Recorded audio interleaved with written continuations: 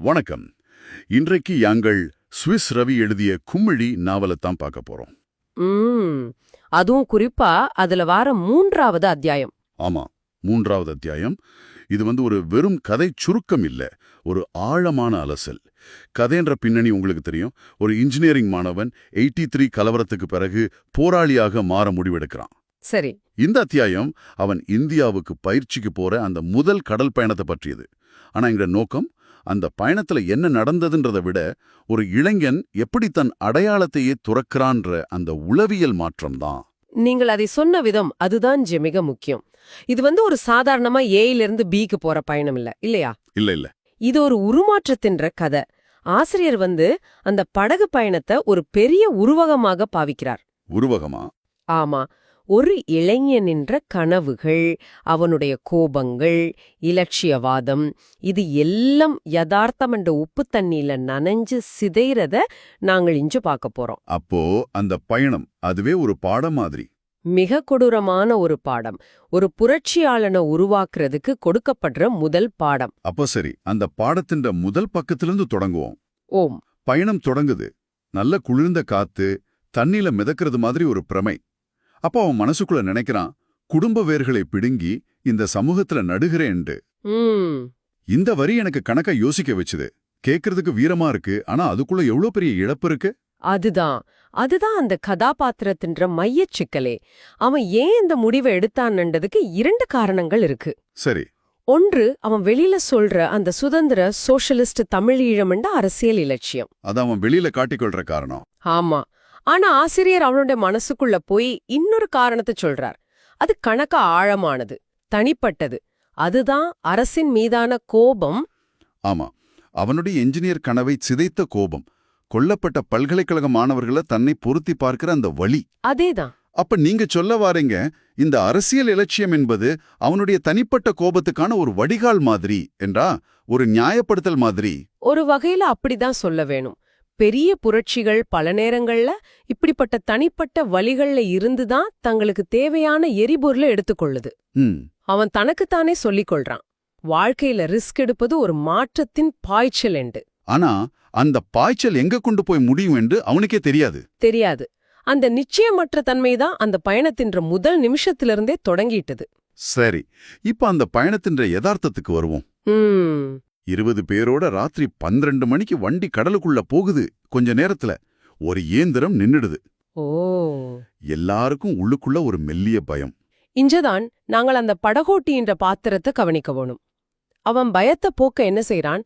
என்ற உயிரை கொடுத்தேண்டாலும் உங்களை கொண்டு போய் சேர்ப்பேன் என்று வீரவசனம் பேசுறான். கேட்கறதுக்கு நல்லாத்தான் இருக்கு. ஆனா அடுத்த கணமே கையில இருக்கிற சாராய போத்தல எடுத்து குடிக்கிறான். இது ஒரு சின்ன விடயமா தெரியலாம், ஆனா அந்த இயக்கத்தின் ஆரம்ப காலத்தின்ற ஒரு மிகச்சிறந்த குறியீடு இது. அதை கொஞ்சம் விவரிக்க முடியுமே? இலட்சியமும் வீரமும் வாய் வார்த்தைகள்ல கணக்கு இருக்கு, ஆனா நடைமுறை அது ஒழுங்கில்லாத, திட்டமிடப்படாத, ஒருவித போதையில இயங்குற ஒன்னா இருக்கு. அந்த படகோட்டி தான் அந்த இயக்கத்தின் ஆரம்ப காலத்தின்ற ஒரு உருவகம். வாக்குறுதிக்கும் ஜெயிலுக்கும் இடையில இருக்கிற இடைவெளி. அதேதான். அந்த இடைவெளிதான் பின்னால வரப்போற எல்லா பிரச்சனைகளுக்கும் ஒரு முன்னோட்டம் மாதிரி.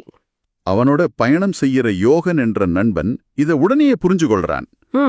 அவன் மெதுவா சொல்லுறான், இயக்கத்தின்ற வண்டி என்றால் இப்படி நடக்குமா?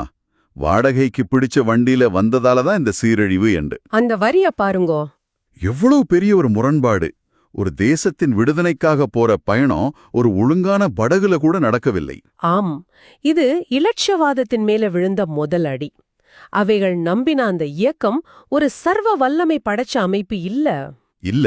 அதுவும் வள பற்றாக்குறையோட இப்படியான தற்காலிக ஏற்பாடுகள்ல தான் இயங்குது என்ற யதார்த்தம் அவைகளை சுடுகுது. அப்ப அவைங்களோட ஒரே நம்பிக்கை இருள்தான். ஆமா, அந்த இருள் தான் தங்களை கடற்படையிட்டிருந்து காப்பாத்தும் நம்புறாங்க. ஆனா கொஞ்ச நேரத்துல 3 இயந்திரத்துல 2 பழுதாகி நிக்குது. அப்ப அவைகளுக்கு பாதுகாப்பா இருந்த அதே இருள் இப்ப மரண பயத்தை கொடுக்க தொடங்குது. நிலைமை மோசமாகுது. எவ்வளவு மோசமாகுதென்றா, திரும்ப காங்கேசந்துறைக்கே போயிடுவோமா என்று யோசிக்கிறாங்க. இதுதான் இந்த அத்தியாயத்தின்ற உச்சக்கட்டத்துக்கு எங்களை கொண்டு வருகுது. ஆமா. வண்டியில் இருந்தவ தங்களுக்குள்ள மெதுவா கதைக்கணும், கரும்புள்ளி தெரியுதா என்று. இந்த கரும்புள்ளி என்றது இலங்கை கடற்படையின்ற அதிவேக தாக்குதல் படகுகளுக்கு போராளிகள் வச்ச பெயர். ஆமா, அந்த காலத்துல கடல் பயணம் செய்யற எல்லாருக்கும் இது ஒரு யமன் மாதிரி. அந்த நேரத்துல ஒருத்தன் சொல்ற ஒரு வரி இருக்கு, அது அவ என்ற மனநிலைய அப்படியே படம் பிடிச்சு காட்டுது. என்னது? அவன் சொல்றான், தெரியுதண்டு நினைச்சு கொண்டு பார்த்தா அது தெரியுது, இல்லண்டு நினைச்சு கொண்டு பார்த்தா அது தெரியல. ஆ, பாருங்கோ, பயம் எப்படி யதார்த்தத்தையே வளைக்குதண்டு. அவ என்ற மனதுக்குள்ள இருக்கிற பயம்தான் தூரத்துல ஒரு கரும்புள்ளிய உருவாக்குது. ஆனா அந்த அது பிரமையாவே இருக்கல்ல. இருக்கேல. திடீரென்று நெருப்பு பந்துகள் மாதிரி செல்கள் படகுக்கு கிட்ட வந்து விழுகுது. அவை என்ற பயம் உண்மையாகிட்டது. கதாநாயகன் நினைக்கிறான், எல்லாம் முடிந்து விட்டது. அந்த ஒரு கணம், அவன் என்ற இன்ஜினியர் கனவு, தமிழேளம், கோபம் எல்லாம் அர்த்தமிழந்து போகுது. மிஞ்சுவது உயிர் வாழ வேணும் என்ற ஒரு ஆதி விலங்கு மனநிலை மட்டும்தான். மிகச்சரி. அந்த நேரத்துல வண்டி ஒரு வெறி பிடித்த குழுமாடு மாதிரி தண்ணீரை பிளந்து கொண்டு ஓடுது என்று ஆசிரியர் வர்ணிக்கிறார். இது ஒரு தத்துவார்த்த போராட்டம் இல்ல. இல்ல, இது முழுக்க முழுக்க ஒரு உடல் சார்ந்த போராட்டம். ஆமா, கடல் அலைகளின்ற தாக்குதல், வாந்தி, உடல் வலி, இஞ்சதான் அவைகள் தரைப்போருக்கும் கடற்போருக்கும் உள்ள வித்தியாசத்தை உணர்றாங்க. தரையில சண்டை பிடிச்சா ஒரு கல்லுக்கு பின்னால ஒரு மரத்துக்கு பின்னால ஒளிக்கலாம். கடலில தப்பிறதுக்கு ஒரு வழியும் இல்லை. அதுதான் ஆசிரியர் சொல்ற அந்த வரி, வானிலிருந்து தொங்கவிடப்பட்ட நீரூஞ்சிலில் ஆடிக்கொண்டிருக்கும் ஆபத்தான விளையாட்டு. தங்களை காப்பாற்ற நிலமோ ஆகாயமோ இல்லை என்ற அந்த கையறு நிலைய இதைவிட அழகா சொல்லேலாது. அந்த கொடூரமான விளையாட்டு ஒரு மாதிரி முடியுது. அவையில் இந்திய எல்லைக்குள்ள நுழைறாங்க. காங்கேசனத்துறை கலங்கர விளக்கத்தின்ற வெளிச்சம் கொஞ்சம் கொஞ்சமா மறைஞ்சு இந்திய கரையில ஒரு வெளிச்சக்கீட்டு தெரியுது. எல்லாருக்கும் ஒரு நிம்மதி. தப்பிச்சிட்டோம். ஆமா, இனி எல்லாம் சரியாய்விடும் என்று நினைக்கிறாங்க. ஆனா அவைகள் ஒரு யதார்த்தத்திலிருந்து தப்பி இன்னொரு யதார்த்தத்துக்குள்ள நுழைய போறத அப்ப அவைகள் உணரவில்லை. இதுதான் இந்த அத்தியாயத்தின் இரண்டாவது முக்கியமான கட்டம் இல்லையா? ஆமா. அவைகள் என்ன நினைச்சு கொண்டு போறாங்க? ஒரு ரகசியமான இடத்துல போய் இறங்குவோம், எங்களின் ஆட்கள் வந்து எங்களை வரவேற்பார்கள் என்று. ஆனா அவைகள் இறங்கின இடம் ஒரு சின்ன துறைமுகம் மாதிரி ஆட்களாலும் சத்தத்தாலும் நிரம்பி இருக்கு. அந்த மீனவ கிராமம் அவைகளுக்கு முற்றிலும் அந்நியமா இருக்கு. ஆமா, அந்த மீன்பாட, அந்த ஜனம், முக்கியமா அந்த தமிழ் பேச்சு வழக்கு, அவைகளை பார்த்த உடனேயே ஒருத்தர் கத்துறார், விடுதலை புலிங்க வந்திருக்கிறாங்க. அந்த புலிங்க என்ற சொல்லே அவைகளை அந்நியர்களாக காட்டுது. ஆமா, ஒரு விடுதலைக்காக போராட வந்த இடத்துல அவைகள் அகதிகள் மாதிரி பார்க்கப்படுறாங்க. இது அவைகள் எதிர்பார்த்த வீர வரவேற்பில்ல. இது ஒரு புலனுணர்வு தாக்குதல், அதாவது ஒரு சென்சரி அசால்ட். புதிய வாசம், புதிய சத்தம், புதிய மொழி வழக்கு, எல்லாம் புதுசு. அவைன்ற மூளை எல்லாத்தையும் உள்வாங்க முதல் அவைன்ற அடையாளத்தின் மீதான முதல் தாக்குதல் நடக்குது. அவைகளை பொறுப்பெடுக்க வந்த ஐயர் என்றவர் அவைகளுக்கு கொடுக்கிற முதல் கட்டளை என்ன தெரியுமா? என்ன? ஒருத்தரும் சொந்த பேரோ சொந்த இடமோ சொல்லக்கூடாது. அந்த கணத்தை பற்றி கொஞ்சம் யோசிச்சு பாருங்க. கடல்ல வீல கையில பிடிச்சு கொண்டு வந்து சேர்றாங்க. கால் நிலத்துல பட்ட உடனேயே அவைகள் யார் என்ற அடிப்படையே கேள்விக்குட்படுத்தப்படுது. உன் பெயர் இனி உனக்கு சொந்தம் இல்லை. இதுதான் ஒரு போராளியாக மாற்ற ப்ராசஸ்ல இருக்கிற முதல் படி. உன்னை நீயாக வைத்திருக்கும் கடைசி இலையையும் அறுக்கிறது. அதோட இது நிக்கல. அடுத்தது பசி. ராத்திரி முழுக்க பயணப்பட்டு பயந்து வாந்தி எடுத்து பசியோட இருக்கிறாங்க. அந்த ஐயர் கேட்கிறார், எல்லாரும் அங்க சாப்பிட்டுட்டு தானே வந்திருப்பீங்க. அது ஒரு சாதாரண கேள்வியா தெரியலாம், ஆனா அதுக்குள்ள ஒரு உளவியல் இருக்கு. என்னண்டு? ஒரு போராளி என்பவன் பசி வலி எல்லாத்தையும் கடந்தவனாக இருக்க வேணும் என்ற ஒரு எதிர்பார்ப்பு. ஓ, அந்த நேரத்துல யாராவது இல்ல நாங்க பசியோட இருக்கிறோம் என்று சொல்லி இருந்தா என்ன நடந்திருக்கும்? ஒருவேளை சாப்பாடு கொடுத்திருப்பாங்க, ஆனா அவையல் மனதளவில் பலவீனமானவர்கள் என்று முத்திர குத்தப்பட்டிருப்பாங்க. சரி சரி. அதனால தான் விடுதலைக்கு வந்தால் ஒருவேளை பசி கிடக்க மாட்டாங்களா என்று யாராவது நினைச்சிருவாங்களோ என்ற பயத்துல எல்லாரும் அமைதியா இருக்கணும். அந்த மௌனம் அவையன்ற பசியை விட அவையன்ற புதிய அடையாளத்தை ஏற்றுக்கொள்ள வேணும் என்ற கட்டாயத்தை தான் காட்டுது. தங்கள் உடலின்ற தேவைகளை விட இயக்கத்தின்ற எதிர்பார்ப்புகளுக்கு முக்கியத்துவம் கொடுக்க பழகிற முதல் பாடம் அது. ஆக அந்த இந்திய கரை என்பது ஒரு புகலிடமில்லை. இல்ல, அது ஒரு புதிய விதமான சிறைச்சாலை மாதிரி.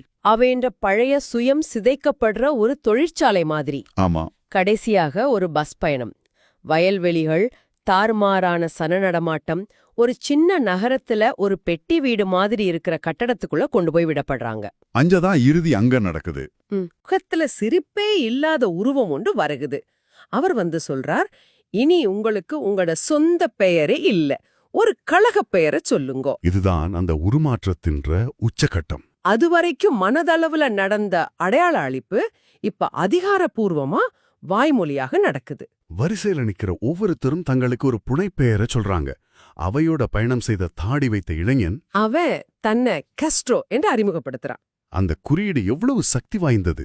ஃபிடல் காஸ்ட்ரோவென்ற பெயரை தனக்கு சூட்டிக் கொள்வதன் மூலம் அவன் தன்னை ஒரு சர்வதேச புரட்சியாளனாக கற்பனை செய்து கொள்கிறான். தன்னுடைய கிராமத்து அடையாளத்தை தூக்கி எறிஞ்சிட்டு ஆமா, ஒரு உலகளாவிய போராட்டத்தின்ற பகுதியாக தன்னை உணர்கிறான். மிகச்சரியான அவதானிப்பு. ஒவ்வொரு புனைப்பெயருக்கு பின்னாலேயும் ஒரு கனவு இருக்கு, ஒரு ஆசை இருக்கு. ஆனா எங்களோட கதாநாயகன் அவன் தனக்கு என்ன பெயரை தெரிவு செய்தான் என்று ஆசிரியர் சொல்லவில்லை. அது முக்கியமும் இல்ல. ஏனெண்டா அந்த முழு அடையாளத்தையும் துறந்து நிக்கிற அந்த நேரத்துல அவன் என்ற மனசுல தோன்ற கடைசி எண்ணம் என்ன தெரியுமே? சொல்லுங்க. அதுதான் இந்த அத்தியாயத்தின்ற ஆன்மா. அவன் மனசுக்குள்ள நினைக்கிறான், முடிந்தால் எனது முற்றத்து வேம்பிடம் என்னை இங்கு கண்டதாக போய் சொல்லிவிடுங்கள். எவ்வளவு சக்தி வாய்ந்த வரி! ஒரு உலக புரட்சியைப் பற்றியோ ஒரு புதிய தேசத்தைப் பற்றியோ அவன் நினைக்கவில்லை. கஸ்ட்ரோ மாதிரி ஒரு பெரிய பேரை பற்றி யோசிக்கவில்லை. அவன் என்ற கடைசி எண்ணம் அவன் என்ற வீட்டு முட்டத்துல நிக்கிற ஒரு வேப்பமரத்தை பற்றியதாக இருக்குது. அதுதான். ஏனென்றா ஒரு மனிதனின்ற அடையாளத்தை ஒரு கட்டளையால் அழித்துவிட முடியாது. அவன் ஒரு போராடியாக, ஒரு கழக உறுப்பினராக மாறலாம். ஆனா அவனின்ற ஆத்மா, அவனின்ற நினைவுகள் அந்த வேப்பமரத்தின்ற நிழலில தான் இன்னும் தங்கியிருக்கு. ஒரு புதிய உலகத்தை கட்டியெழுப்ப போனவன் அவன் விட்டித்து வந்த அந்த பழைய உலகத்தின்ற ஒரு சின்ன வேரில தான் இன்னும் தொங்கிக் கொண்டிருக்கிறான். அவன் இழந்தது எவ்வளவு பெரியது என்பத அந்த ஒரு வரி எங்களுக்கு உணர்த்திடுது. ஆமா, இந்த அத்தியாயத்தை நாங்கள் திரும்பி பார்க்கிற நேரம் இது வெறும் படகு பயணம் இல்ல, இது ஒரு அடையாள அழிப்புன்ற கதை.